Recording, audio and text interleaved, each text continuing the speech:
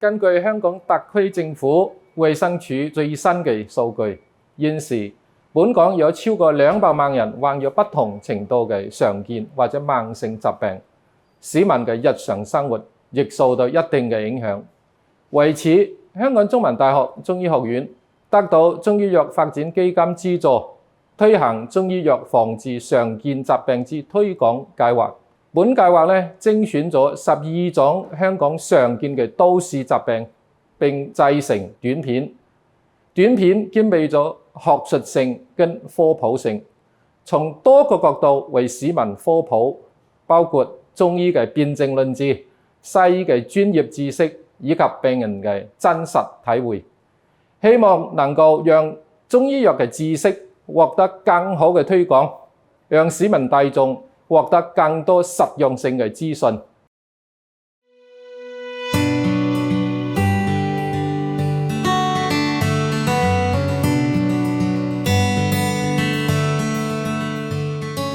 我應該都係幾後期先確診㗎。我印象中係大約係2022年嘅年中啦，嗰陣時候先至確診嘅。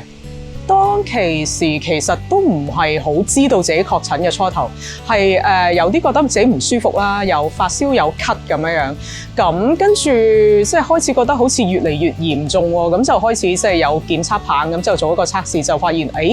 真係有2條線出現咗。咁當其時咧就係辛苦嘅，但係比起聽起之前朋友講嘅，即係嗰啲會好辛苦，好似俾玻璃割喉嚨啊，嗰啲已經係相對個病徵已經係輕咗好多嘅。我就都要報上政府啦，咁政府就有啲即係嗰啲 package 咁樣，就有晒嗰啲少少嘅成藥喺裏邊啦。咁我就唯一有食嘅一隻成藥就應該係退燒藥咯，即係消炎藥咁樣，一路都係咁樣嘅途徑去 recover 咯，冇特別話買啲咩其他嘅藥去食嘅。我諗首先咧就係翻個新冠病毒感染嗰個本身啦，咁我哋當然有疫苗啦，同埋有一啲嘅抗病毒嘅藥物可以幫助到啦。有少少好轉嘅，啲燒會退咗啲啦。可能即係喺藥性有效嘅時間裏邊咧，啲肌肉酸痛會冇咁辛苦。但我覺得都唔係因為啲成藥令到我好翻咯，即係只係自己身體嘅免疫力慢慢提升翻，而令到身體好翻咁樣咯。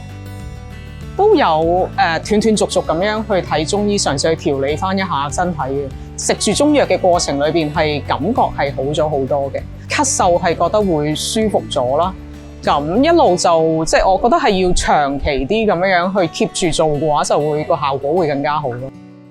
咁啊，一般我哋嘅 patient 啦嚟到啦，咁我哋都會跟翻中醫嘅傳統嘅一啲嘅診症方法啦。咁啊，首先睇下佢面色啦，咁亦都會睇下佢嘅咳聲啊，或者咧係講嘢嘅聲啊有冇變化，跟住把脈啦、脈象啦，好緊要啦。同埋睇個舌象有冇改變啦，好多嘅患者啦，咁其實佢食完西藥或者咧過咗一排，譬如1個月到2個月好咗啦，但係咧好多時候咧遺留落嚟咧，當然啦，一般有咳啊痰啦，但係咧亦都有一啲人咧味覺會改變啦，聲沙啦，都有啲感受嘅，即係都會覺得氣管啊、咳啊會容易敏感咗嘅。會好容易因為可能天氣嘅轉變啊，可能純粹係因為氣溫上高嘅轉變啊，可能有多少少風啊，就好容易會咳啦。成日好似覺得唔係好夠氣咁樣咯。可能有陣時行少少斜坡啊咁樣，都會覺得有氣喘咁樣嘅跡象出現咯。長新冠嘅全名咧就係新冠肺炎長期綜合後遺症。咁其實係講緊咧，即係當有個病人喺呢個新冠感染之後發病完啦，即係佢嗰個急性期過咗之後咧，咁佢會可能有一段比較長嘅時間咧，就保留咗一啲症狀㗎。咁啊常見啊包括咗係感覺疲勞啦，或者頭痛啦。咁另外有一啲呼吸系統嘅症狀，例如係氣喘啊、咳嗽啊，或者心口唔舒服。咁甚至乎有啲人係會有記憶力出現問題啊，或者一啲認知嘅障礙添嘅。咁而呢啲咁嘅症狀咧，就冇其他嘅原因我哋可以揾到。長新冠嘅一啲後遺症，譬如話有咳啊、攰啊、口嗰啲味覺改變啊等等呢啲咧，其實咧如果唔去處理佢嘅話咧，有啲人咧真係可以半年咧都仍然遺留啊。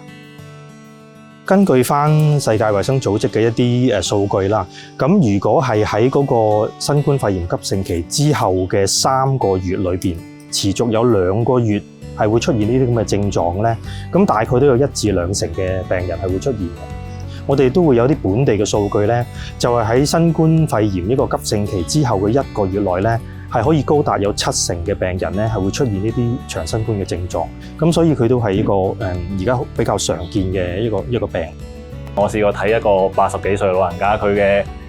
即係佢個人都係昏昏沉沉啊，記性唔好啊，即係持續咗半年。我哋中醫嘅角色啦，可以通過一啲中藥啊、針灸啊、理療咧，真係可以講係1-2個月內咧都慢慢康復翻，或者提升翻佢嘅一啲記性啊，或者一啲個反應速度啊，咁都有好好嘅效果咯。至於長新冠咧，因為佢都係一個比較新嘅病，咁我哋暫時咧都未完全明白佢嗰個原理係點樣啦。咁初步懷疑可能係同一啲新冠肺炎嗰個病毒咧，就影響咗我哋嗰個免疫系統，即係混亂咗，會有關嘅。咁如果而家嘅治療方法咧，通常都係針對翻嗰個症狀去做一個舒緩嘅，或者用一啲藥物去控制嗰個病徵嘅。我哋中醫咧，其實對於新冠嘅認識咧，係一種逆例之邪啦。咁逆例之邪咧，佢係一個傳染性好高啦，咁又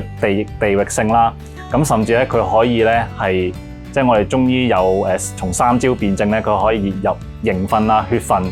係可以好重嘅呢個病，一啲好重嘅症狀都會出現嘅。我覺得係新冠後市民對於中醫藥個認可度啊，或者認受性高咗嘅，因為新冠肺炎之後咧，我哋通過要補翻個肺功能，